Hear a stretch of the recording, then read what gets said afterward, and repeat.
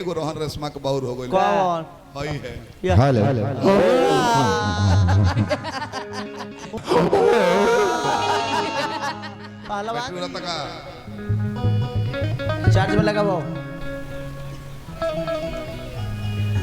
शादी बियाह हो गइल बवे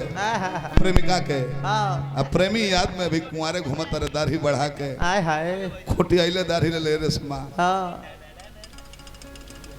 एकर मुंह देखी उठ के निकलल बा देख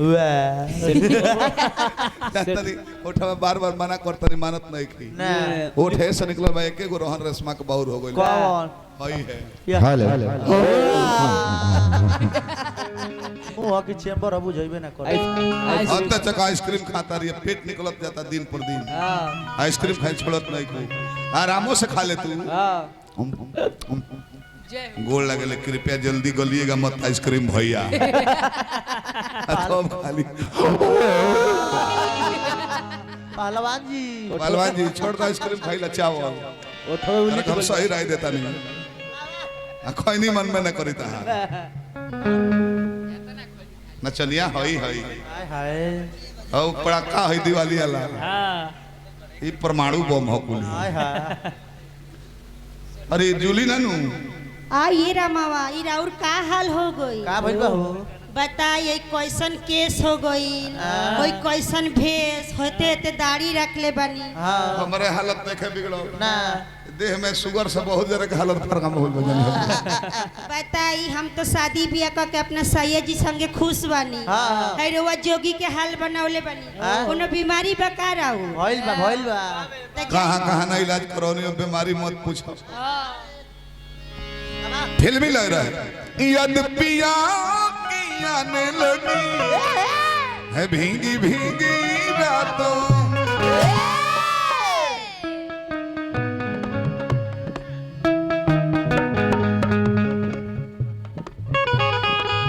ज्यादा तेज कर बता बिगड़ दे सुन लेने का गाना एक और मारे दवा करो निकल काता में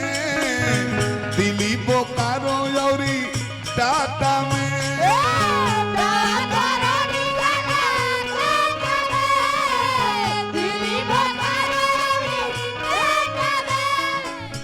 दवा करो निकल काता में दिल्ली बोकारो यौरी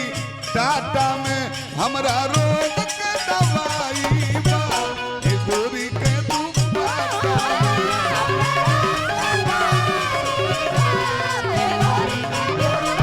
हमरा रोग के दवाई बा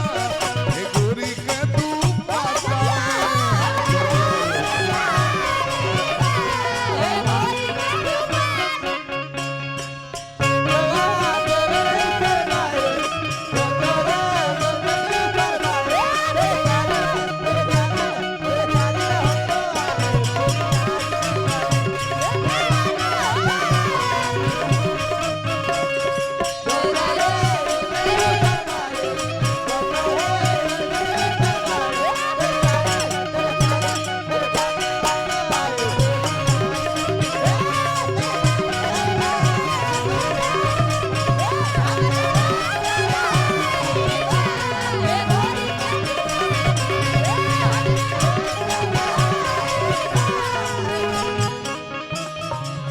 का बताएं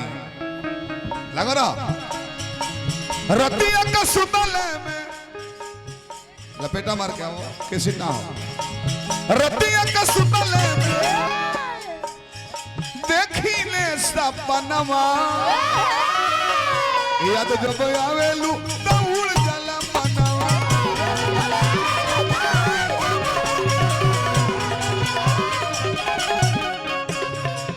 रतिया का सुतले में अरे देखी ले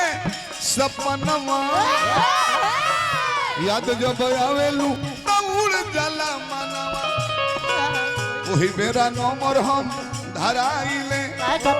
हाल जाने खातिर मती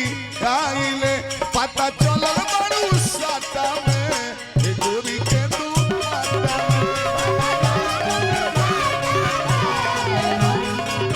हमरा रोग के दवाई बा ए गोरी के दुपाटा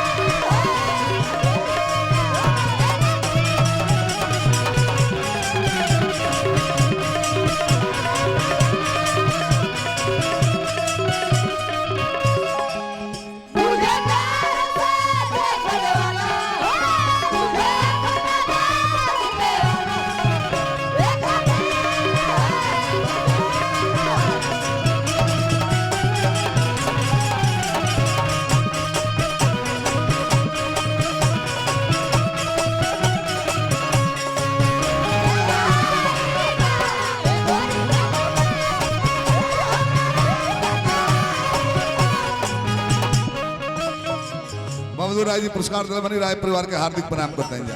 भोलादारी बनौले रहे और बा फेर लपेटो सारा जिंदगी ले ले हमारा का डोलला बारू बड़ी भारी रोग में दिन रात तोड़ पीले तोहर वियोग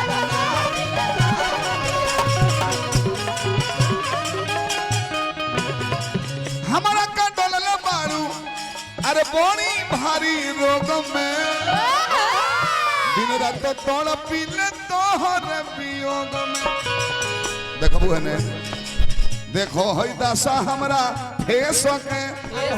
देखो हई दासा बिखरल के सके को कहीं ढुकेला ना जाता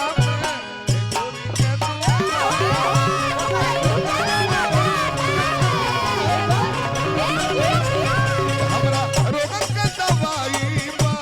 ए गोरी के तू पाता में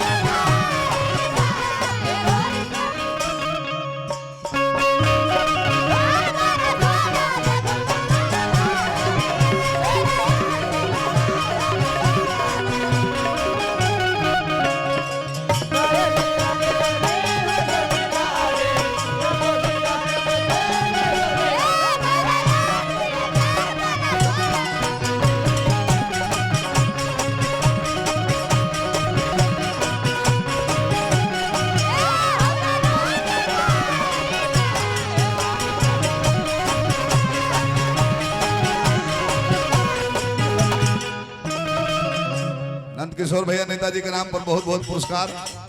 देखिए जर गांव में सपोर्टर ना हो ओकर बाहरी सपोर्टर ना हो